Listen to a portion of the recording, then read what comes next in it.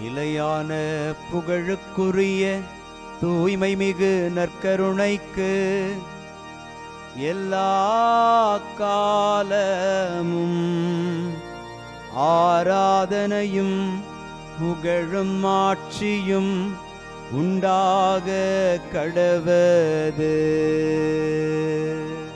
நிலையான புகழுக்குரிய தூய்மை மிகு நற்கருணைக்கு எல்லா காலமும் ஆராதனையும் புகழும் ஆட்சியும் உண்டாக கடவது.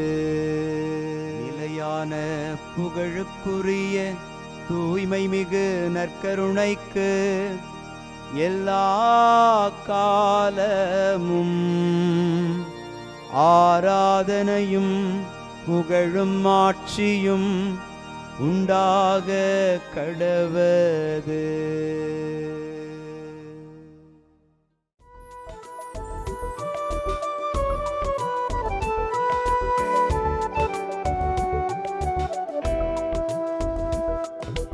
எபினேசரே ஆராதனை, என் துணையாளரே ஆராதனை. எபினேசரே ஆராதனை, என் துணையாளரே ஆராதனை.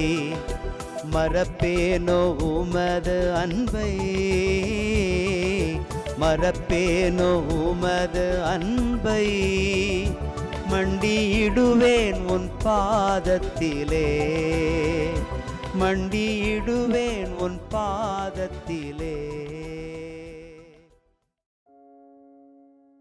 ஆண்டவருக்குள் பிரியமான சகோதர சகோதரிகளே, இன்று ஆகஸ்ட் மாதம் 22ஆம் தேதி வெள்ளிக்கிழமை.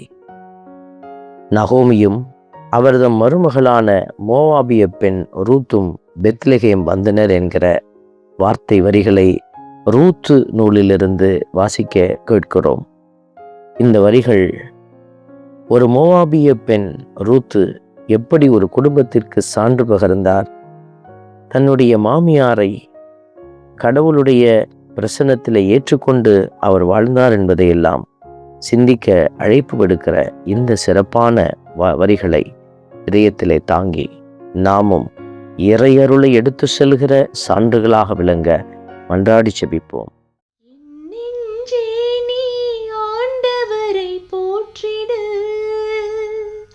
ஆண்டவரை போற்றிடு, என் நெஞ்சே நீ ஆண்டவரை போற்றிடு, ஆண்டவரை போற்றிடு.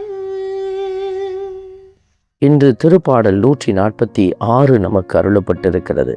என் நெஞ்சே நீ ஆண்டவரை போற்றிடு. நம்முடைய நெஞ்சத்திற்கு, நம்முடைய உள்ளத்திற்கு நாம் அவ்வப்பொழுது கட்டளையிட வேண்டும், ஆண்டவரை போற்று என்று சொல்லி. இல்லை என்றால் இந்த உடலும் இந்த மனமும் உலகத்தை நாடி செல்லும். இன்று முழுவதுமாக நம் இதயத்திற்கு நாம் கட்டளையிட்டு கொண்டே இருப்போம், என் நெஞ்சே நீ ஆண்டவரை போற்றிடு.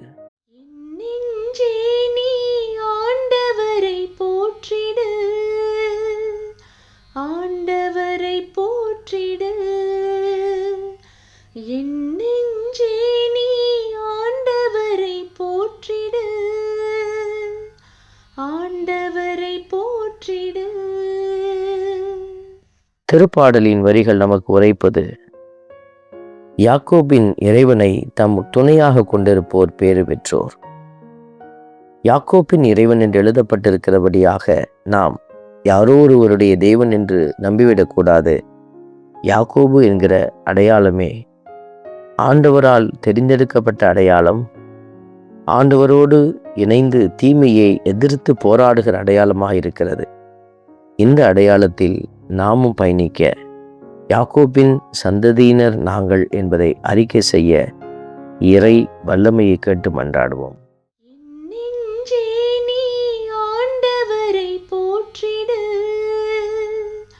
ஆண்டவரை போற்றிடு, என் நெஞ்சே நீ ஆண்டவரை போற்றிடு, ஆண்டவரை போற்றிடு. ஆண்டவர் ஒடுக்கப்பட்டோருக்கான நீதியை நிலைநாட்டுகிறார், பசித்தோருக்கு உணவளிக்கின்றார், சிறைப்பட்டோருக்கு விடுதலை அளிக்கின்றார் என்கிற வார்த்தைகளை நாம் பார்க்கிற போது இத்தகைய நம்பிக்கை வாழ்க்கைக்குத்தான் கடவுள் நம்மை அழைத்திருக்கிறார். வெறுமனே ஆலயத்திற்கு சென்று பக்தி முயற்சியை மட்டும் கடைபிடிப்பதல்ல, வழிபாடுகளில் பெற்றுக்கொள்கிற வல்லமையை எடுத்து வந்து ஒடுக்கப்பட்டோருக்கு விடுதலை, பசித்திருப்போருக்கு உணவு, சிறைப்பட்டோருக்கு விடுதலை கொடுக்கிற ஆற்றலாக நாம் மாற வேண்டும். இந்த ஆசீர்வாத வல்லமைக்காய் மன்றாடி செபிப்போம். என் நெஞ்சே நீ ஆண்டவரை போற்றிடு, ஆண்டவரை போற்றிடு. என் நெஞ்சே நீ ஆண்டவரை போற்றிடு, ஆண்டவரை போற்றிடு. அன்பின் பரமபிதாவே, நன்றியோடு உம்மை துதிக்கிறோம், உம்மை ஸ்தோத்தரிக்கிறோம், உம்மை ஆராதிக்கிறோம், நன்றி செலுத்துகிறோம். ஆண்டவரே, நீர் எல்லோரையும் ஆதரிக்கின்றீர், எல்லோருக்கும் வாழ்வளிக்கிறீர். எங்களால் எல்லோரையும் வாழ வைக்க முடியாமல் போனாலும் எங்களால் முடிந்தவரை ஒரு சிலருக்காவது வாழ்வளிக்கிற அடையாளங்களாக மாற எங்களுக்கு உதவி அருளும். ஆமென். இறைவன் தந்தை, மகன், தூய ஆவியார் உங்களையும் உங்கள் குடும்பத்தையும் நிறைவாய் ஆசீர்வதிப்பாராக. ஆமென்.